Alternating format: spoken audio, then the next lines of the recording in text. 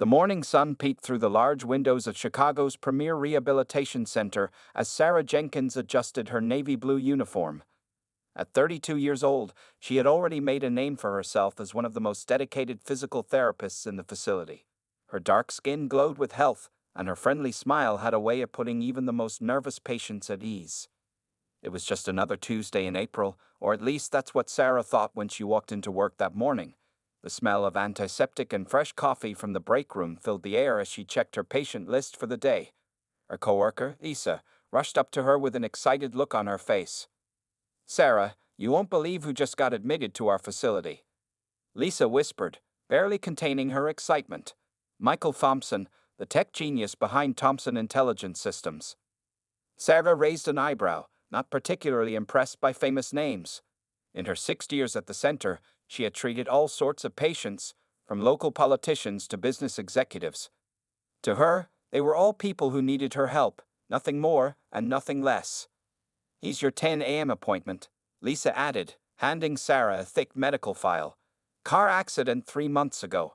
He's been through 2 surgeries and initial rehabilitation at Mayo Clinic." Sarah opened the file and carefully read through the details. Michael Thompson, 35 years old, suffered a spinal cord injury in a car accident that left him paralyzed from the waist down. The accident happened when another driver ran a red light, crashing into Michael's Tesla at full speed. The pictures from his previous therapy sessions showed a man with determined green eyes and a strong jawline, sitting in a wheelchair with perfect posture despite his condition.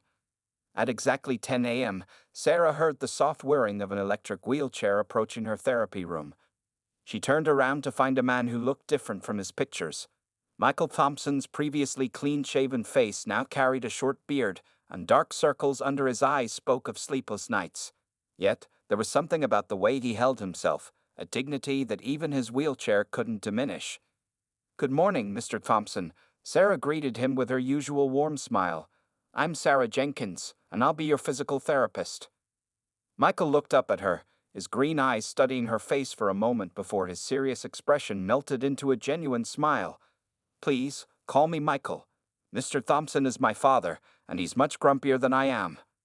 That small joke broke the ice, and Sarah found herself chuckling. She began her initial assessment, asking him about his pain levels and daily challenges while checking his muscle responses. As she worked, she noticed that Michael was different from many of her wealthy patients. He listened carefully to her instructions, asked intelligent questions, and showed real determination to improve. "You know," Michael said during one of their exercises, "I never thought I'd say this, but I'm actually grateful for my Tesla's safety features. The doctors said if I'd been in any other car, I might not have survived the crash." Sarah nodded, helping him with his stretching routine. Sometimes life has a way of giving us silver linings in the darkest moments. Speaking of silver linings, Michael replied, a hint of mischief in his voice, "I've never had a physical therapist who explains things as clearly as you do. The last one talked to me like I was either a medical student or a 5-year-old. No in between." Sarah laughed at his observation, appreciating his ability to find humor in his situation. As she helped him with the final exercises of their session, she couldn't help but notice how his eyes crinkled when he smiled, or how he treated everyone around him, from the janitor who passed by to the nurse who came to check his vitals, with the same respect he showed her. When the session ended, Sarah updated his medical chart while Michael scheduled his next appointment with the front desk. Neither of them knew it then, but this ordinary Tuesday was the beginning of an extraordinary journey. As Michael's wheelchair disappeared down the hallway, Sarah felt a strange flutter in her chest, a feeling she would later recognize as the first spark of something much bigger than just a therapist-patient relationship. That night, as Sarah drove home to her small apartment in the south side of Chicago, Michael Thompson's smile kept appearing in her mind. She pushed the thought away, reminding herself of her strict professional boundaries. Little did she know, life had other plans for both of them. 3 months into Michael's therapy sessions, Sarah noticed something changing in the way her heart raced every time his wheelchair appeared at her door. She tried to keep things professional, but their conversations during therapy sessions grew longer and more personal. Michael had a way of making her laugh even during the most challenging exercises. One rainy Thursday afternoon, after the regular session, Michael cleared his throat nervously. "Sarah, I know this might be crossing a line, Would you like to grab coffee with me sometime? Not here in the hospital cafeteria, but maybe at that nice place around the corner." Sarah froze, her hand hovering over his medical chart. Her mind raced with all the reasons why this was a bad idea. The hospital had strict rules about dating patients, and she could lose her job. Plus, what would people think? A black physical therapist dating her wealthy white patient in a wheelchair. She could already hear the whispers. "I understand if you say no," Michael added quickly, seeing her hesitation. I've never met anyone like you, Sarah. You see me as a person, not just a man in a wheelchair."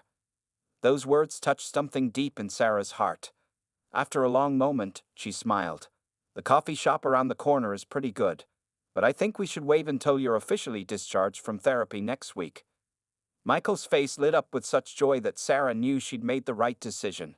True to their plan, they met for coffee the following weekend.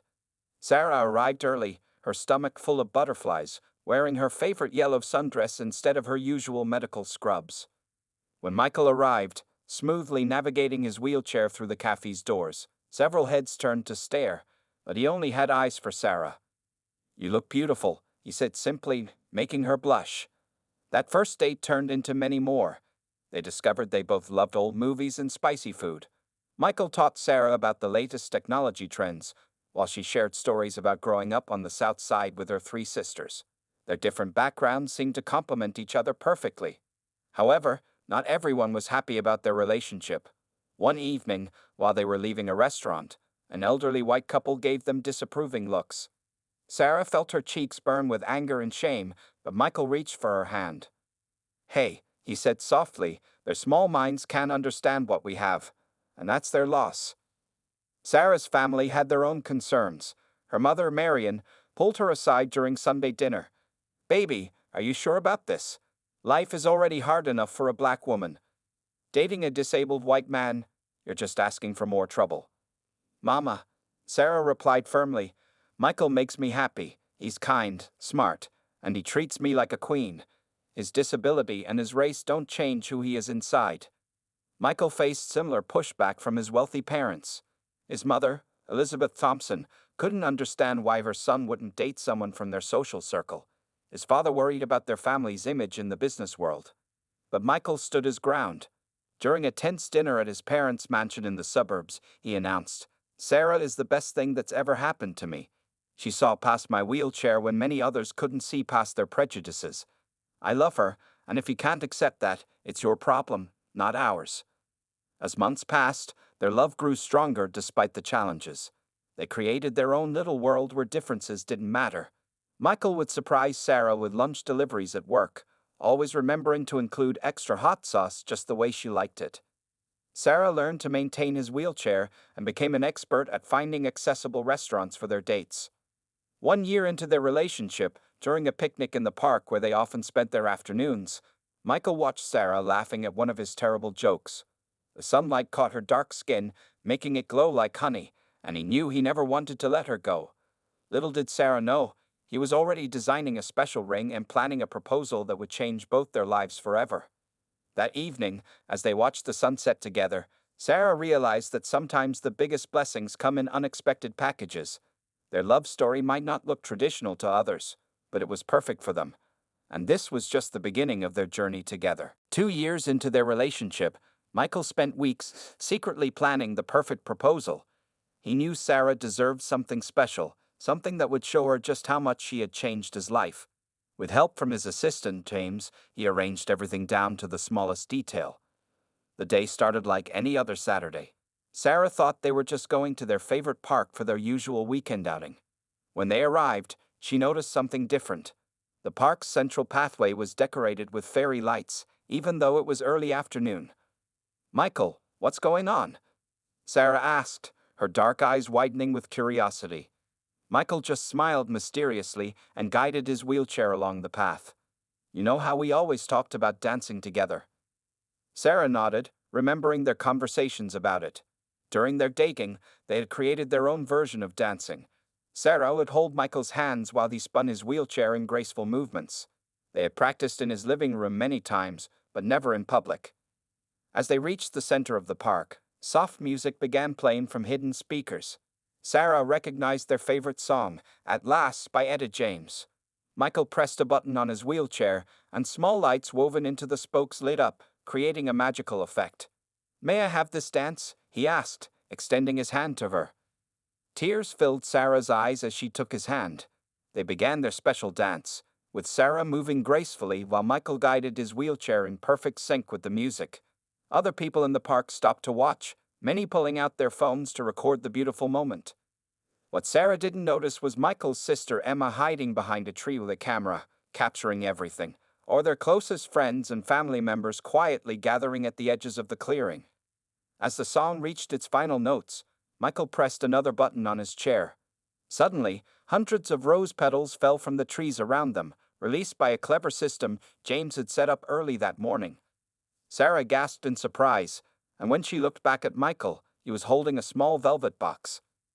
"Sarah Jenkins," Michael began, his voice full of emotion.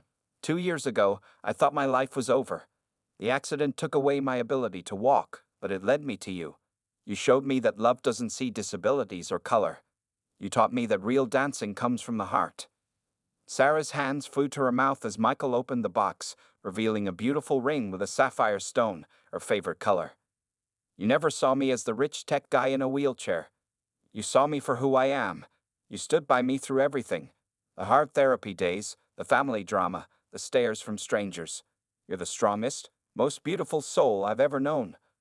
Michael took a deep breath and continued, "I can't get down on one knee, but I can promise you my heart forever. Sarah Jenkins, will you marry me?" By now, tears were streaming down Sarah's face. Their gathered friends and family emerged from their hiding spots, all holding their breath, waiting for her answer. "Yes," Sarah whispered, then louder, "Yes, 1,000 times yes." The park erupted in cheers as Michael slipped the ring onto her finger. Sarah leaned down to kiss him, not caring who was watching. The sunlight caught the sapphire ring, making it sparkle like their tears of joy. Later that evening, at the celebration dinner Michael had arranged at their favorite restaurant, Sarah couldn't stop looking at her ring. Their families sat together, finally united in happiness for the couple. Even Michael's mother, who had been the hardest to win over, was dabbing tears from her eyes. "You planned all this?" Sarah asked Michael, still amazed by the perfect proposal. Michael grinned, holding her hand across the table. "I had help. James and Emma were my partners in crime, but the dance was all us, something unique, just like our love." Sarah looked around at their gathered loved ones, her parents beaming with pride, Michael's family finally accepting their love, their friends celebrating with them. She realized that sometimes the most beautiful love stories don't follow the usual path.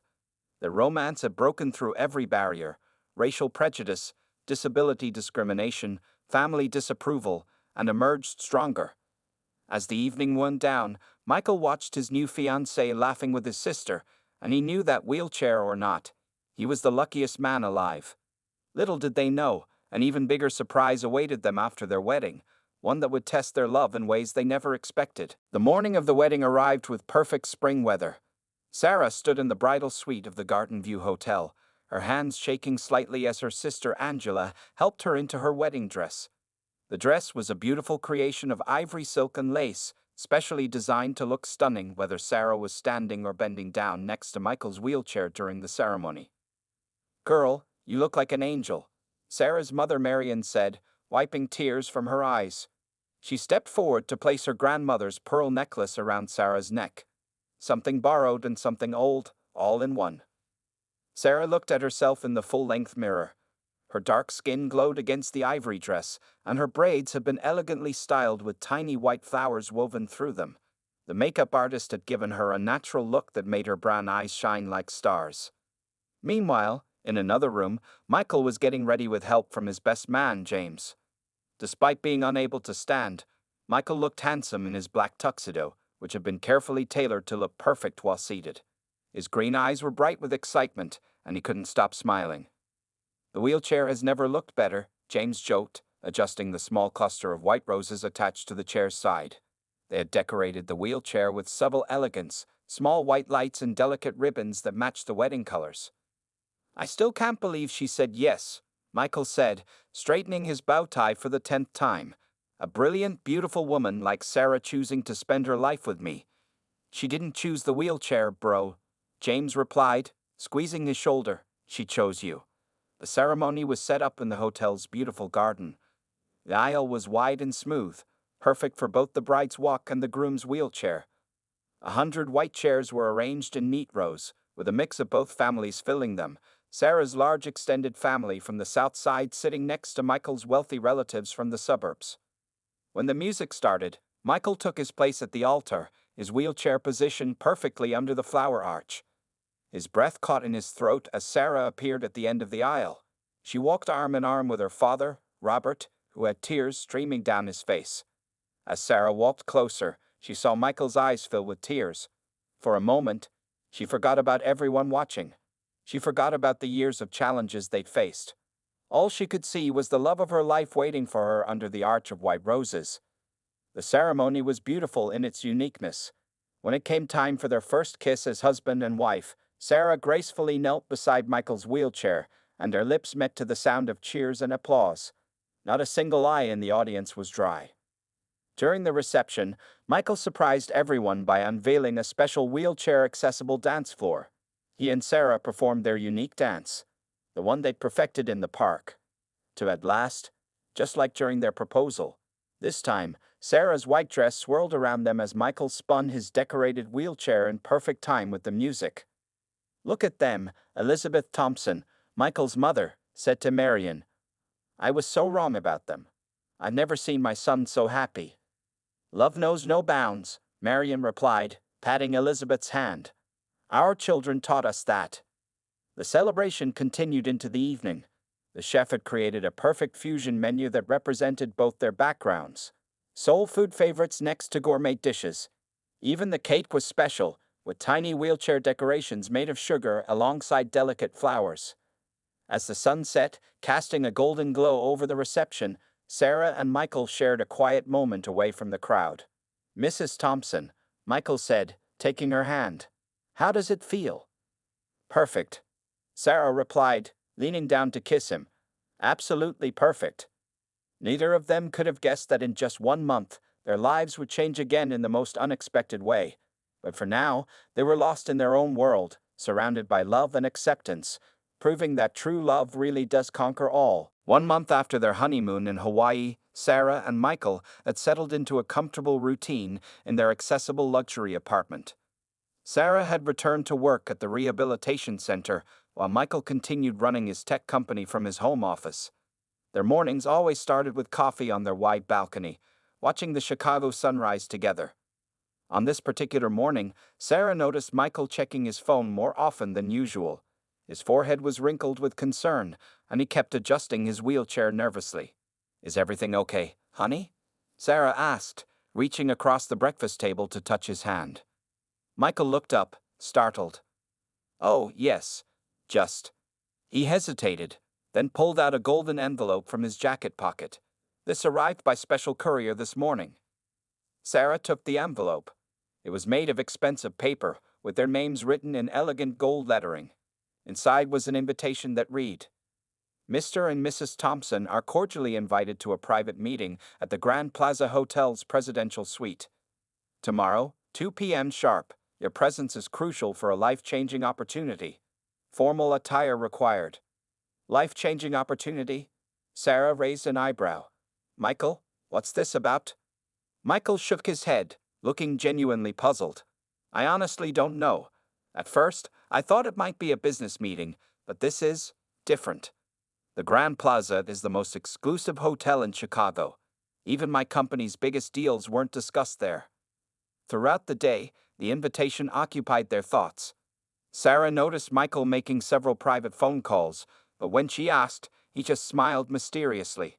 That evening, as they got ready for bed, Sarah found Michael staring at the invitation again. "Should we go?" she asked, sitting on the edge of their bed. It could be some kind of scam. Michael wheeled closer to her. "I did some digging. The invitation is legitimate. It came from the hotel's management. And," he paused, taking her hand, "I have a feeling this is important. Will you come with me?" Sarah looked into his green eyes, seeing a mix of excitement and uncertainty there. "Of course I will. We're in this together, remember? For better or worse. The next morning, Sarah spent extra time getting ready. She chose a beautiful blue dress that Michael had bought her for their engagement party, while Michael wore his best charcoal gray suit. As their private car approached the Grand Plaza Hotel, Sarah gasped at its magnificence. The building was a towering structure of glass and gold, reaching into the Chicago sky like a modern castle.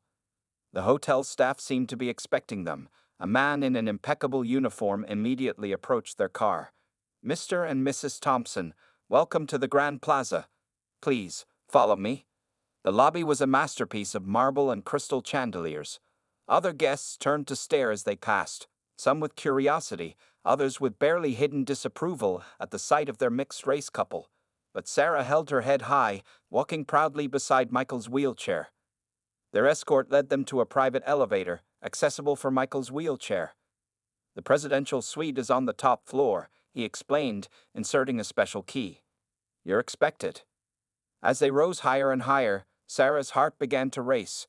She looked down at Michael, who was unusually quiet. "You sure you don't know what this is about?" Michael reached for her hand.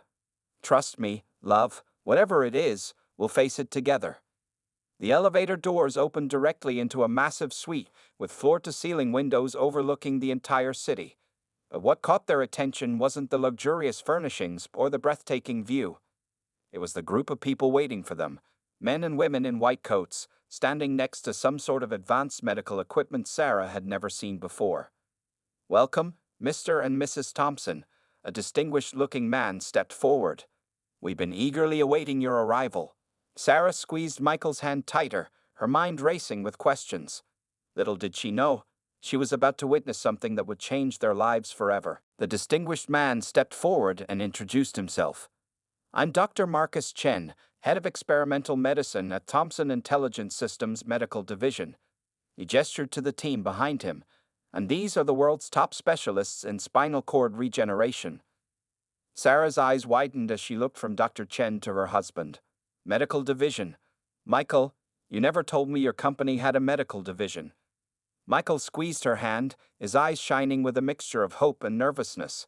"Because I started it secretly 6 months after we met. Sarah, remember how you always said that love can make miracles happen?" Dr. Chen smiled and pressed a button on a remote. A large screen descended from the ceiling, showing complex medical diagrams and research data. For the past 2 years, Mr. Thompson has been funding groundbreaking research in spinal cord treatment. Using a combination of stem cell therapy and advanced robotics, we developed a new procedure that might help patients with spinal cord injuries regain mobility. Sarah's medical training kicked in as she studied the diagrams. But this kind of research, it must have cost millions. "Try billions," Michael said softly. "I put almost half of my company's resources into this project. Not just for me, but for everyone like me. And now, after 2 years of trials and testing, we're ready for the first human procedure." Dr. Chen nodded. "Mr. Thompson has chosen to be our first patient. The suite has been converted into a state-of-the-art medical facility. Everything has been approved by the medical board, and we have all necessary permissions." Sarah's legs felt weak, and she sat down on a nearby chair. "This is why you've been making those secret phone calls? Why you've been working late so many nights?" Michael wheeled over to her, taking both her hands in his. "I didn't want to tell you until we were sure it could work. I couldn't bear to give you false hope. But now there's a real chance, Sarah. A chance that I could walk again." One of the doctors, a woman with kind eyes, stepped forward. "Mrs. Thompson, as a physical therapist, you understand the implications better than most.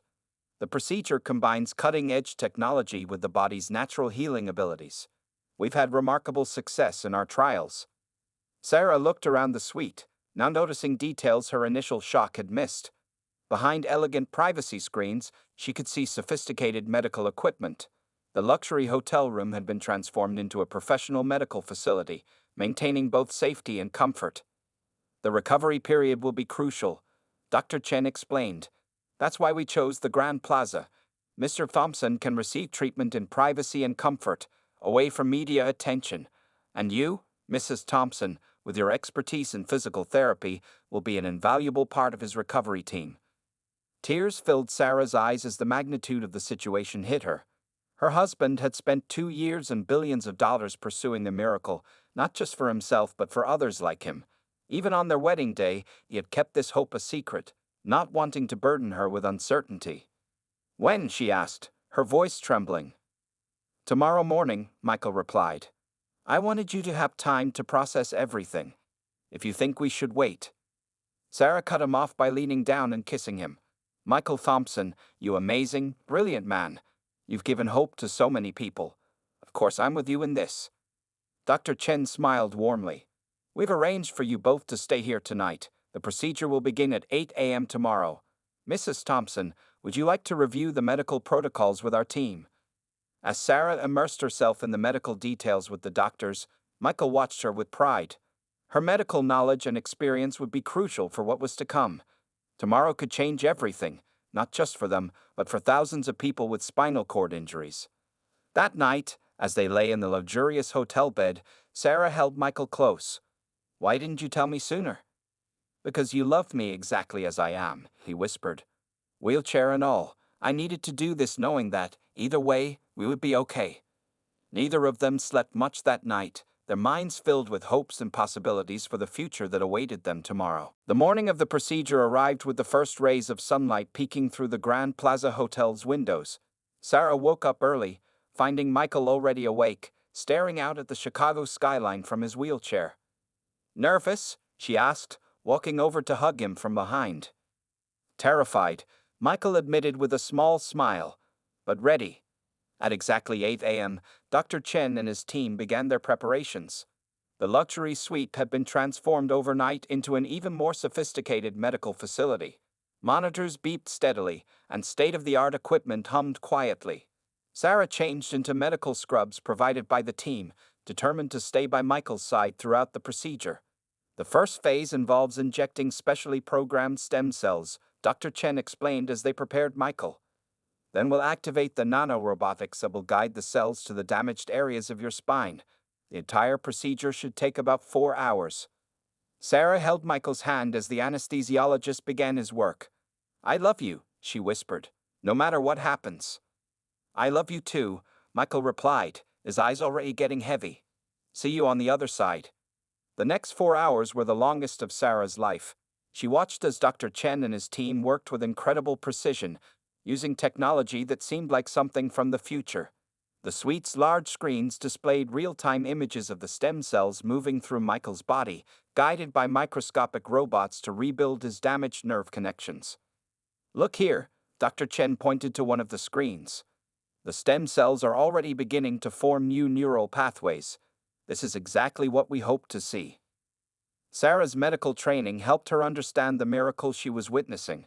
Years of research, billions of dollars, and countless hours of work had led to this moment. She said a silent prayer, holding her breath as she watched the procedure unfold. Finally, after what seemed like an eternity, Dr. Chen looked up with a smile. The procedure is complete. Now we wait for him to wake up. It took another hour for Michael to regain consciousness. Sarah never left his side, watching his face for any sign of movement. When his eyes finally fluttered open, the whole room held its breath. Sarah? He mumbled groggily. I'm here, baby, she said, squeezing his hand. How do you feel? Michael was quiet for a moment, concentrating. Then his eyes went wide. I can feel my toes. Sarah, I can feel my toes. Dr. Chen quickly moved to examine him. Can you try to move them for me? The room watched in complete silence as Michael's face scrunched in concentration. Then, ever so slightly, his toes moved. Sarah burst into tears as the medical team erupted in excited whispers. The nerve connections are responding, Dr. Chen said, his professional demeanor cracking to show his excitement. This is extraordinary. Better than any of our trial results. Over the next few hours, sensation gradually returned to more of Michael's lower body. By evening, he could feel and move both his feet. The doctors explained that recovery would take time. He would need intensive physical therapy and patience. But the impossible had already happened. The procedure had worked. When can we start the physical therapy? Michael asked, his voice full of determination. Dr. Chen laughed. Always the achiever, aren't you? Let's give it 24 hours for the stem cells to fully integrate. But he looked at Sarah with a smile. "I believe you have the best physical therapist right here." That night, as Michael rested, Sarah stood by the window of their hotel suite, looking out at the city lights. Tears of joy rolled down her cheeks as she thought about their journey. From their first meeting in the rehabilitation center to this miracle in a luxury hotel suite, their love had defied every obstacle. One of the nurses touched her shoulder gently. "Mrs. Thompson, your husband is asking for you." Sarah wiped her tears and went back to Michael's bedside. He was still weak from the procedure, but his eyes were bright with hope. "Thank you for believing in miracles," he said softly. "No," Sarah replied, kissing his forehead. "Thank you for making them happen." 6 months after the groundbreaking procedure at the Grand Plaza Hotel, Michael and Sarah stood together in front of a crowd of reporters and medical professionals. Yes, stood. Michael was on his own 2 feet, with just a sleek carbon fiber cane for support. Sarah stood beside him, beaming with pride, her hand resting gently on his back. "Ladies and gentlemen," Michael began, his voice strong and clear. "6 months ago, I was told that my life would forever be limited to a wheelchair. But thanks to the brilliant team at Thompson Intelligence Systems Medical Division and the unwavering support of my amazing wife, I'm standing here today to announce something extraordinary." The crowd watched in amazement as Michael took a few steps forward without his cane, Sarah hovering nearby just in case. Cameras flashed and journalists furiously took notes as he continued speaking. "Today, we're launching the Thompson Jenkins Foundation for Spinal Cord Research. With an initial funding of $5 billion, we will make this miracle treatment available to everyone who needs it, regardless of their ability to pay." Sarah stepped forward to the microphone, her dark eyes shining with emotion. "As a physical therapist, I've seen countless patients struggle with spinal cord injuries. Today, we're not just announcing a medical breakthrough, we're announcing hope." The news spread like wildfire across the globe.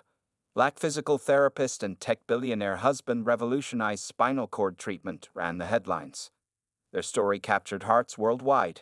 The wealthy white tech entrepreneur who had used his fortune to heal himself and others, and the skilled black physical therapist whose expertise had guided his recovery. Back at their apartment that evening, Michael practiced walking around their living room while Sarah watched proudly. His progress over the past months had been remarkable. Daily physical therapy sessions, combined with the revolutionary treatment, had helped him regain almost full mobility. "Remember our first dance?" Sarah asked, putting on their special song, "At Last." Michael smiled, setting aside his cane. "How could I forget?" But now, he held out his hand to her, standing tall and steady. "May I have this dance, Mrs. Thompson?" Tears filled Sarah's eyes as she stepped into his arms. They swayed together to the music, no wheelchair between them this time. Yet Sarah found herself missing their unique wheelchair dance too. It had been part of their love story, part of who they were. As if reading her thoughts, Michael said softly, "I kept the wheelchair. It's part of our journey. And sometimes, on tough days when walking is harder, I still use it. It taught me that love doesn't see limitations." Their foundation quickly became a beacon of hope. Sarah left her job at the rehabilitation center to work full-time as the foundation's director of patient care. They transformed the entire floor of the Grand Plaza Hotel into a permanent treatment center, maintaining the luxury and privacy that had made Michael's procedure so successful. 1 year after the procedure, they held a special celebration in the hotel's ballroom. The room was filled with their families, the medical team, and most importantly, their first group of successfully treated patients. 20 people who had been wheelchair-bound were now standing, walking, and dancing. "Look at them," Sarah whispered to Michael, watching a young girl take her first steps while her parents cried with joy. "This is your legacy." "Our legacy," Michael corrected her, pulling her close. "None of this would have happened without you. You showed me that love can break any barrier, racial, physical, or social. You gave me the courage to dream of walking again." Marion, Sarah's mother, wiped tears from her eyes as she watched her daughter and son-in-law. "Sometimes the biggest miracles come in unexpected packages," she said to Elizabeth, Michael's mother, who nodded in agreement. That night, as Michael and Sarah walked hand in hand through the same park where he had proposed, they stopped to watch the sunset. Their love story had become more than just about them. It had become a symbol of hope, showing the world that with love, determination, and a little bit of science, anything was possible. Ready for our next adventure? Sarah asked, squeezing his hand. Michael smiled, pulling her close. With you? Always.